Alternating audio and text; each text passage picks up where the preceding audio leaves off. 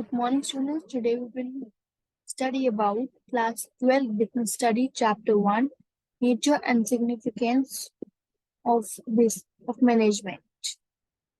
So in this chapter, first of all we will see what is management. So management is the process of getting things done through others with the aim of achieving the organizational goal effectively and efficiently.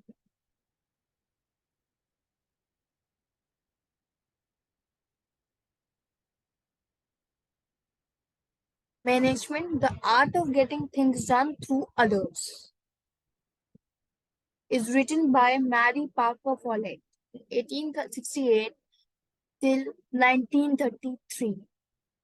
Now, what is effectiveness and efficiency? So, effectiveness means finishing the work or achieving the goals in time. Efficiency means achieving the target with the minimum cost or resources. If we talk about effectiveness, we are talking about work done on time.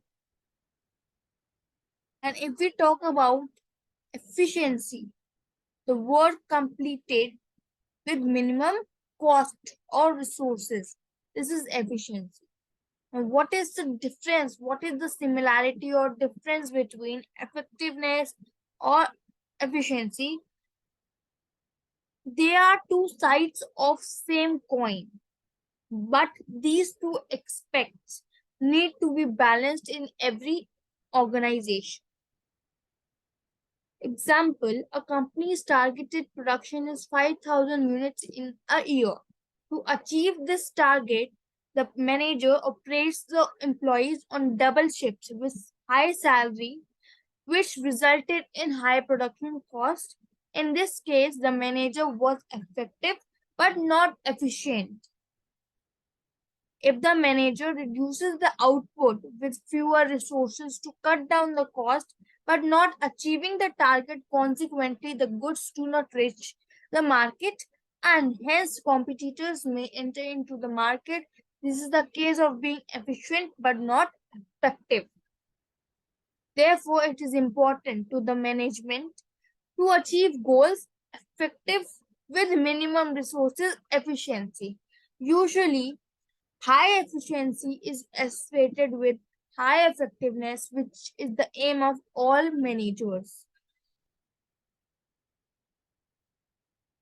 High efficiency without being effective is not desirable, or both inefficiency or ineffectiveness leads to poor management.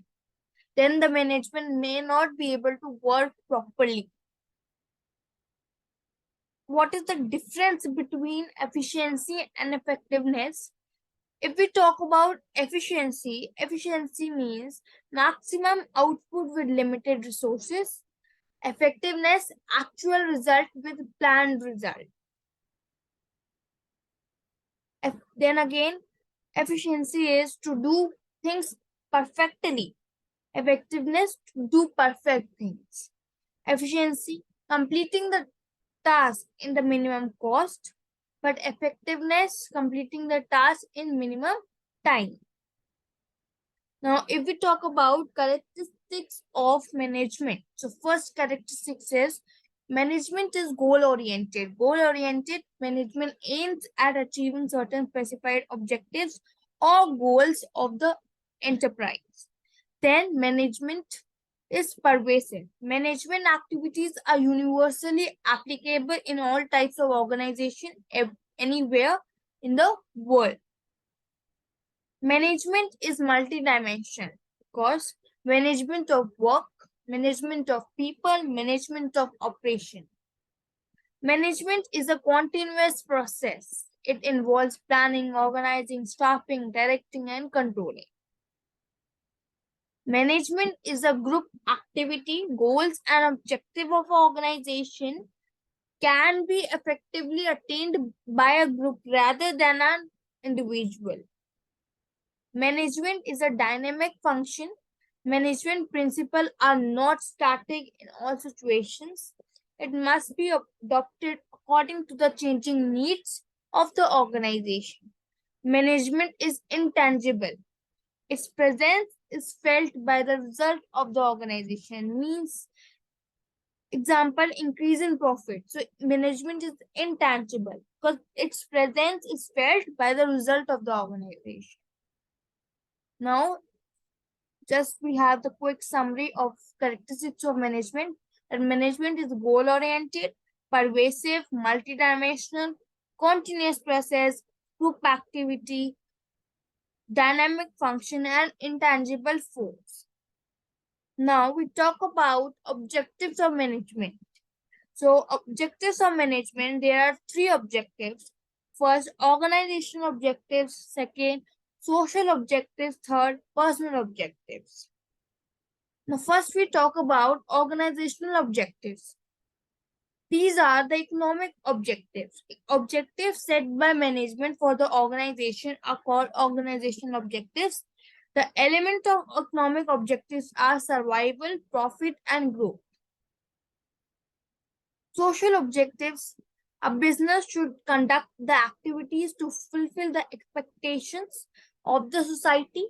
Undesirable activities should not be undertaken for maximizing the profit. Personal objectives, management must reconcile personal goals with organizational objectives to have harmony in the organization. Now we talk about importance of management.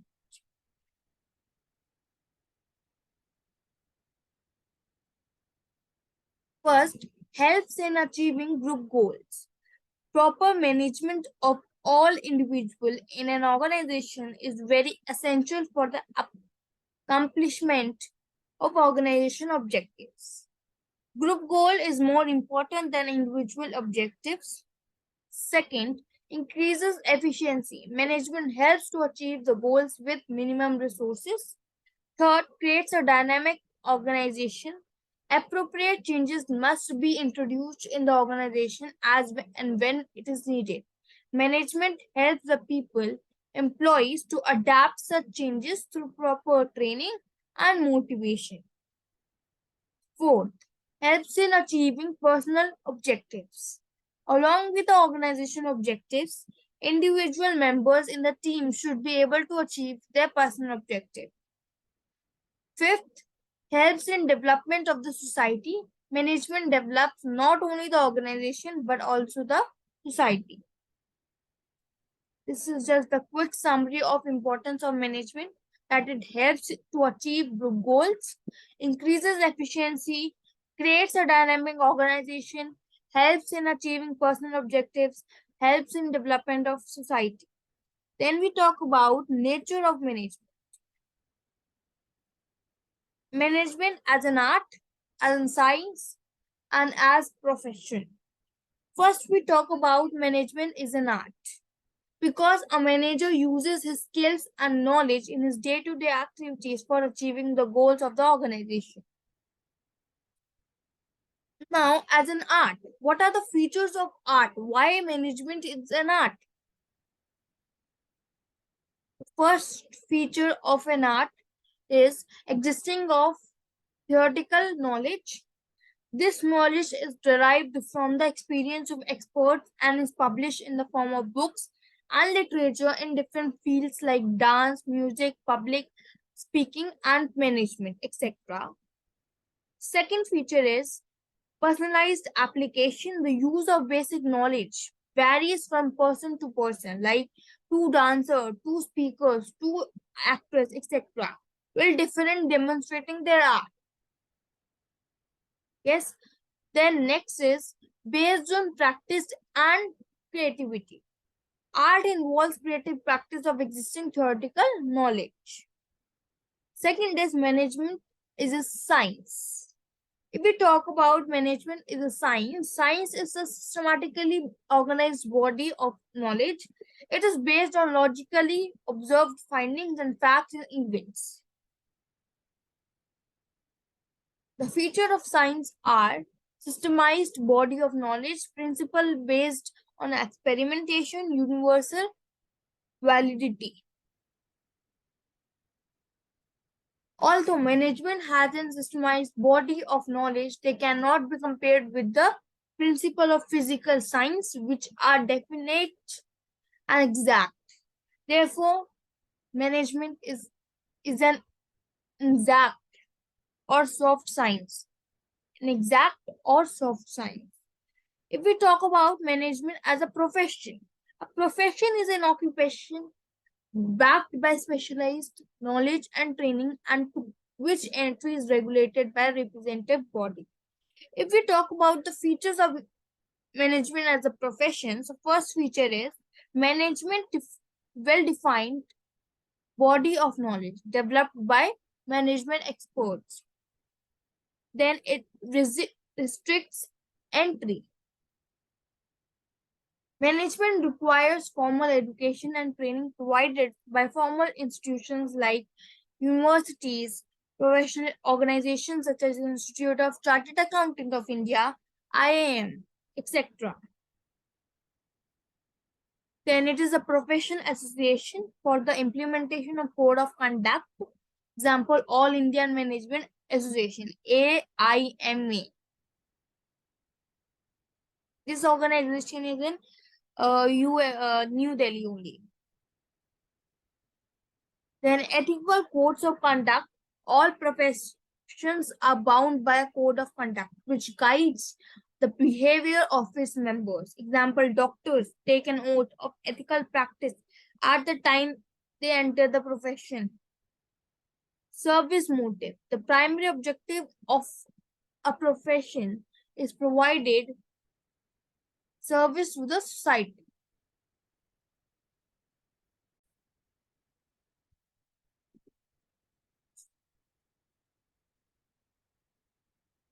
Then we talk about the levels of management.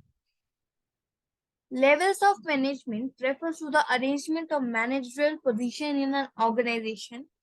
There are generally three levels of management: top level, middle level, and lower level. Lower level, we also say supervisory or operational level of management. First, we talk about top level management. Top level management consists of management at the highest level in the management hierarchy. Chairman, managing directors, board of directors, chief executive, general managers are regarded as top level management in an organization.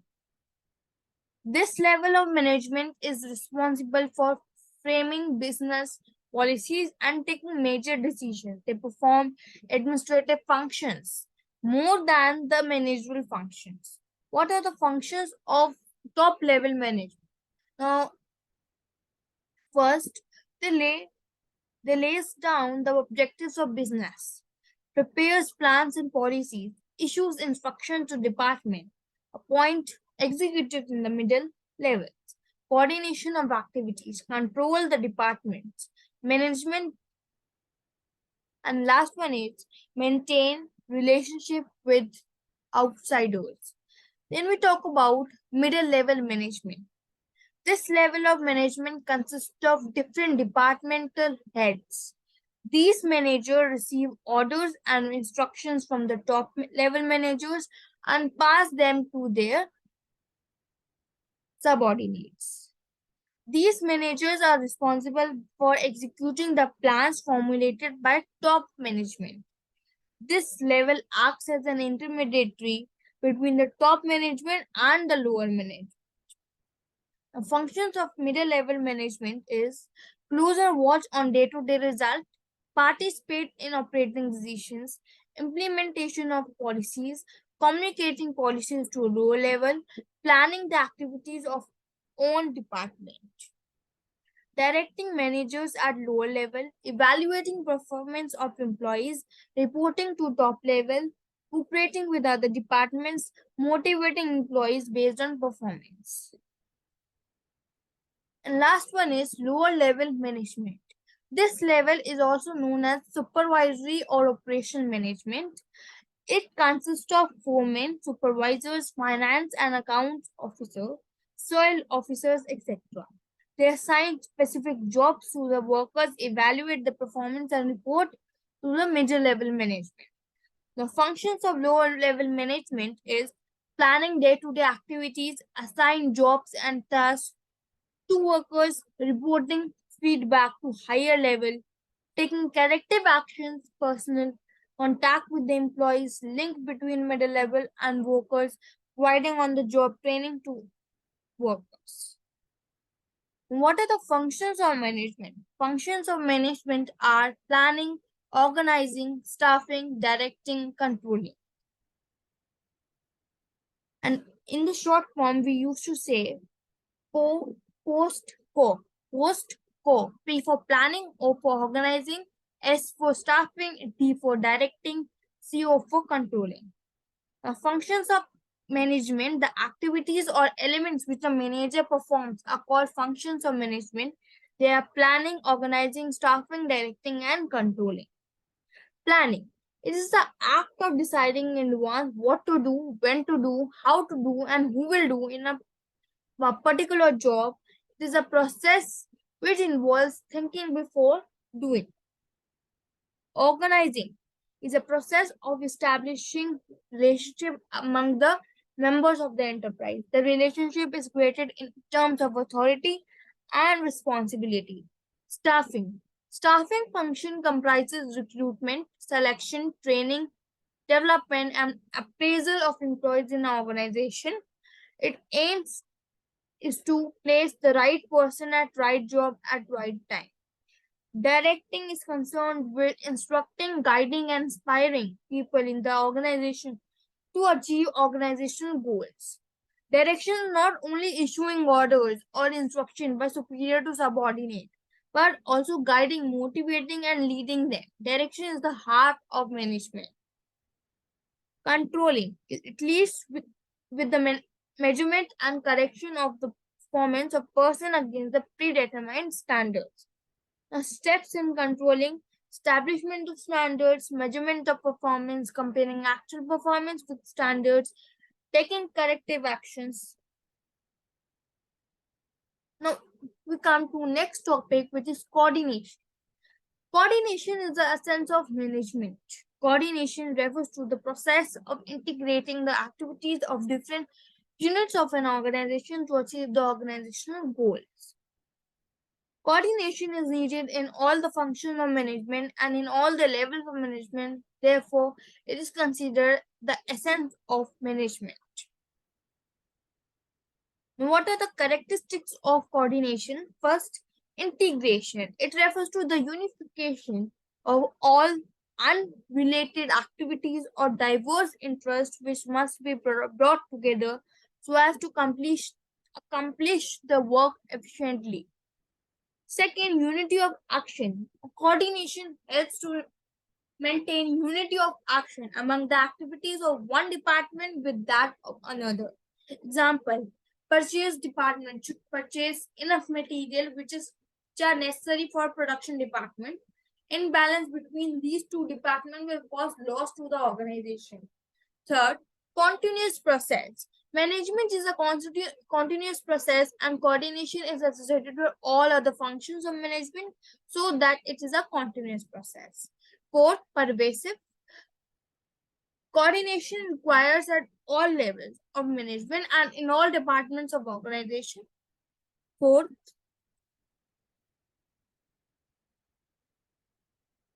responsibility of all managers. All managers in the organization are responsible to coordinate the activities in their respective levels of management. This is the responsibility of all managers. Deliberate function.